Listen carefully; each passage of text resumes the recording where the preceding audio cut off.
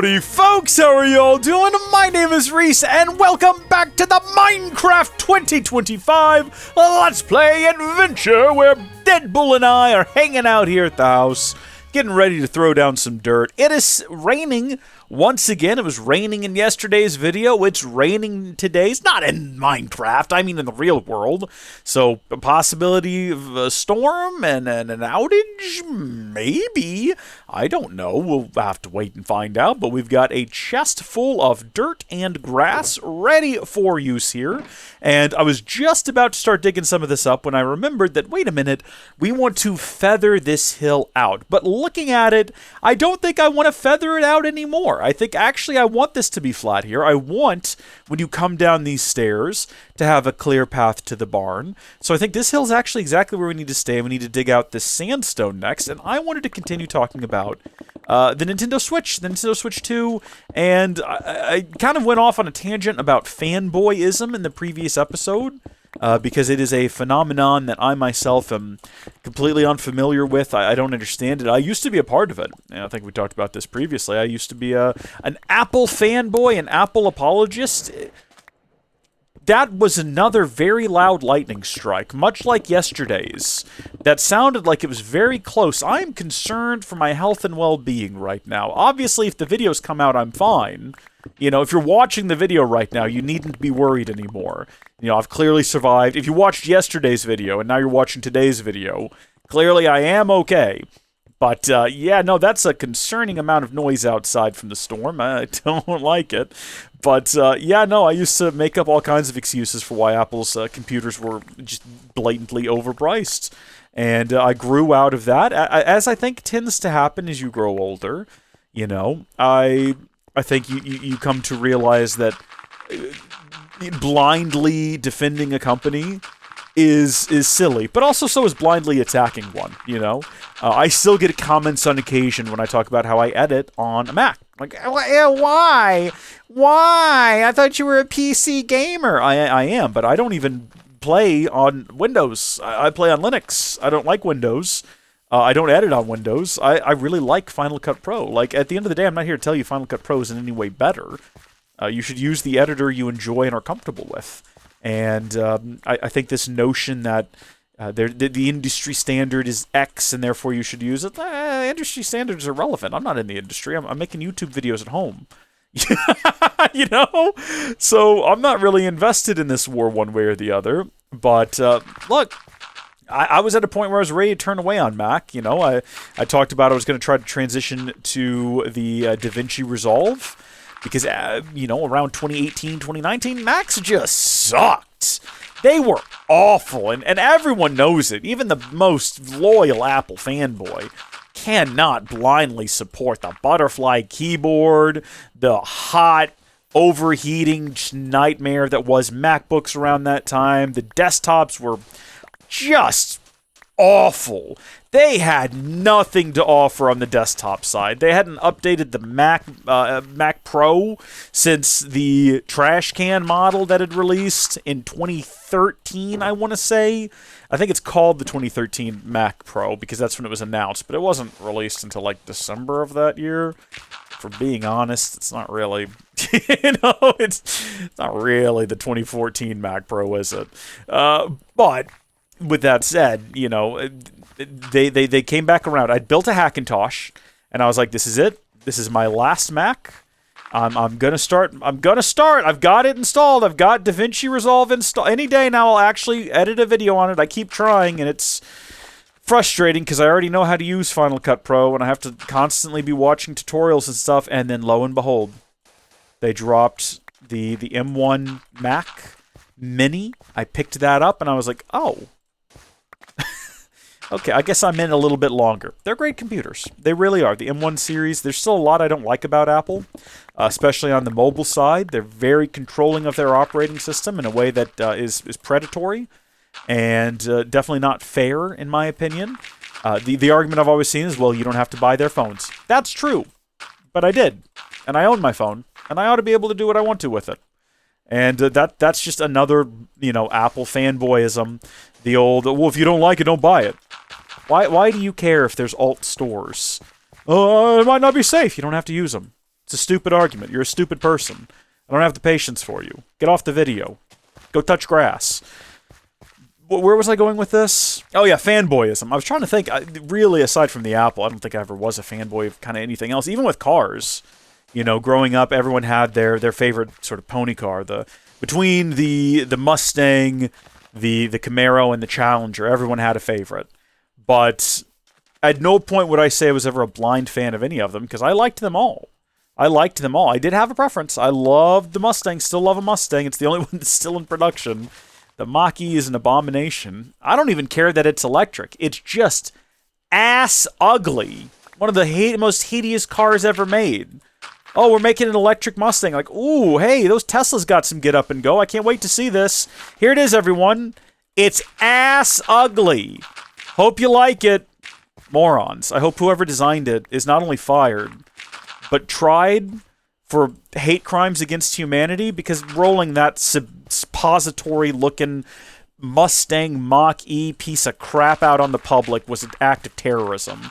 All right, they deserve to be arrested, tried, and when found guilty for acts of terror against the public, publicly executed. Viciously, brutally. Flayed alive on national television. Whoever designed that, and whoever gave the green light to manufacture it. All of them. All of them. Horrible, horrible car. Absolutely atrocious. Terrible, terrible car. Anyway, hopefully they'll someday put out like an actual nice, electric Mustang. That'd be cool. I'm not holding my... Anyway, yeah, no, I liked all the cars. Had no real... I had a preference, but, it wasn't this idea that it was just like a blindly the best one. I'm trying to think now if there was anything else. By the time I got into PC gaming... I was beyond that. My brain had evolved. As everyone who eventually grows out of fanboy BS does, my brain had evolved. And it had matured, if you're so inclined. And I was, I bought my first gaming PC was a Core i7 3770K. 4 cores, 8 threads, boys, okay? That thing could overclock, let me tell you. Whopping 16 gigs of memory, man. We didn't think we'd ever need more than that. And a NVIDIA 670, I think it was. Yeah. Because I can tell you the lineage of card. I went from the 670 to the 780 Ti, which had 3 gigs of video memory, when the regular 780, I'm pretty sure, could be had with 4 gigs of video memory. And then the very next year, I'm pretty sure, what did the 980 Ti have 8 gigs, I want to say? Anyway, I don't know, because I went from the 780 Ti to a Titan X. The original. There was 3 of them. There was the Titan X on Maxwell, which is the one that I had, and it's still in operation. It's still on my brother's computer. We got to get him upgraded. But he does like 1080p high refresh rate, and it was still working really well for him, God bless him. So there's that. And then after that, after 1080p high refresh rate, there was, sorry, what? No, after the Titan X, there was the Titan X Pascal, right? But then there was another Pascal model that was called the Titan XP, which was also on Pascal. I'm not joking. Look this up. People argue with me about this. I've looked it up myself. I'm positive. There was 2 Titan X's in the Pascal generation. Because what had happened was they first released the Titan X in brackets Pascal, same name as the Maxwell version, Titan X. Then they released the 1080 Ti that just kind of walked all over the Titan X Pascal.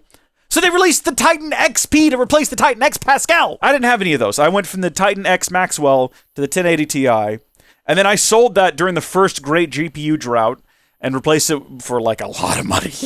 No regrets. Downgraded to a 1070 Ti. Weird card. It worked. It was decent.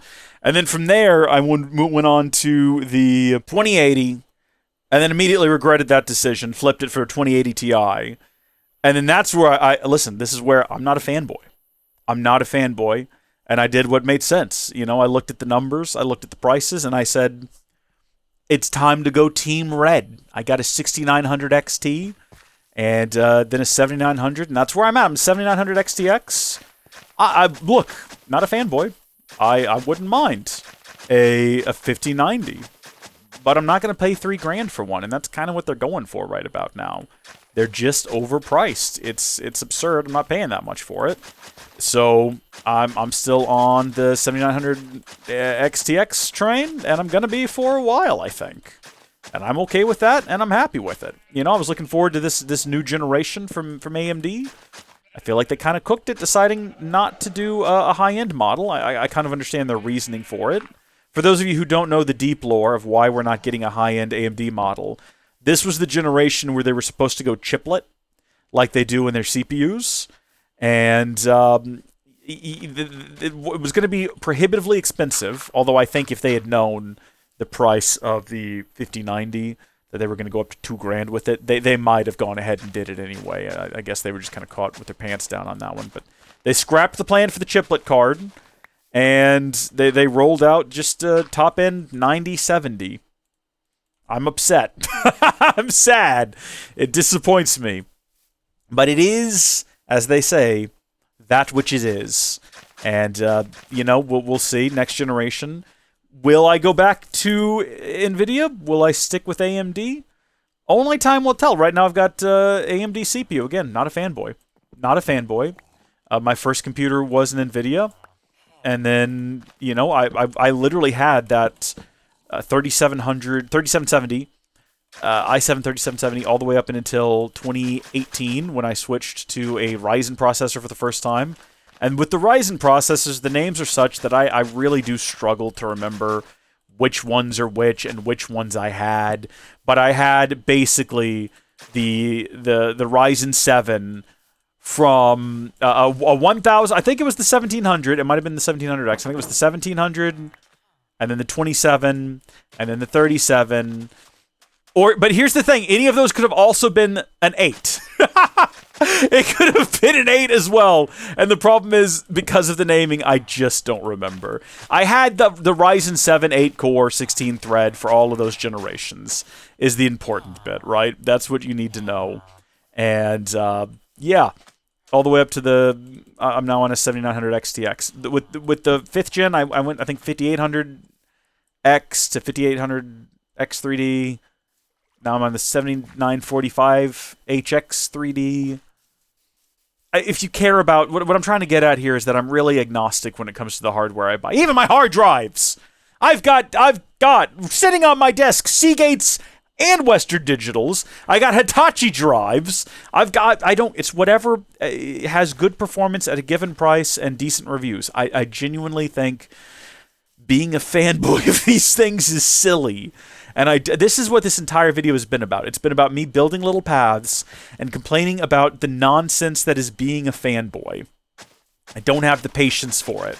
And I don't have the respect for it. I don't respect you, fanboys, and your fanboy nonsense. Placing down torches, making sure we don't accidentally get caught with our pants down, so to speak, although our pants are always up around here. Strongly encourage you to keep your pants up. So we got a little trail going along in here. This is looking great. Have the trail also go this way. A little sort of intersecting route here where we've got this kind of thing going on in the middle. Yeah, I like that. Maybe with a tree there. We'll figure that out later. Same kind of thing here, intersecting this road. Finally, the game once again matches reality. I think we might have had a previous episode where I just ranted and raved about fanboys. I think that happened before. That's good. We're repeating content. That's what we like to see. I don't know what to do in areas like this, where there is a change in elevation. Because there's no... I wish there was a dirt path slab.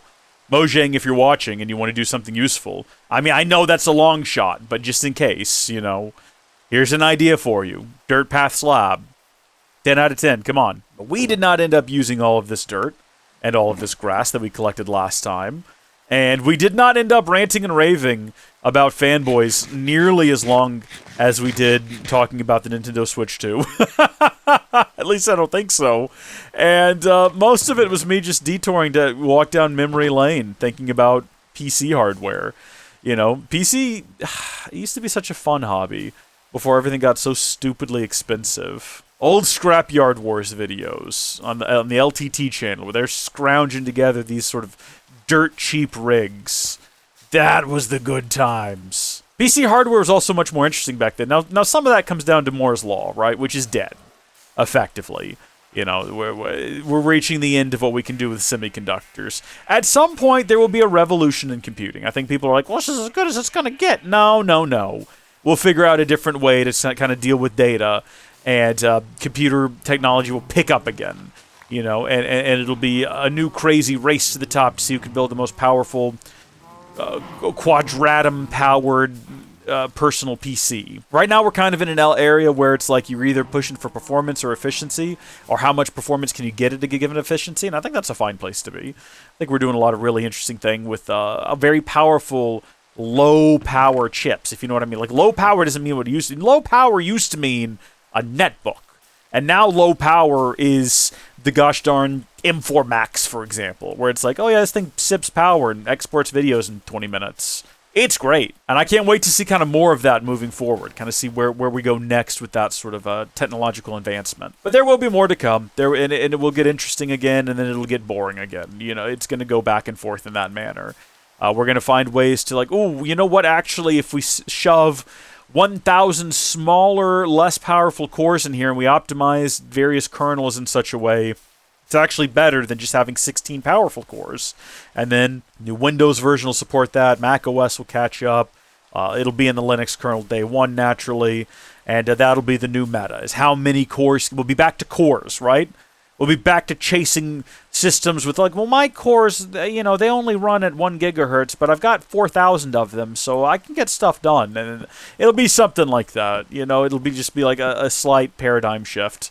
Is there such a thing as a slight paradigm shift? Well, you know what I mean. It'll be familiar yet different, or it'll be radically different. Like how the island looks now. Now that we've done all of this fantastic work on it. It does look, I mean, maybe radically different is an exaggeration, but it does look rather different. Look at that. And what I love most about it is that it's no longer a flat...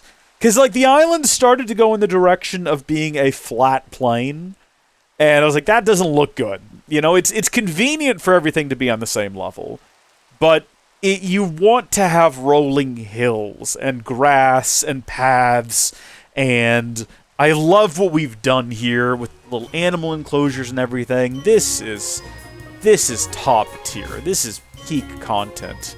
I am very pleased. So, thank you folks for watching. God bless each and every one of you, and I will see you later. Goodbye!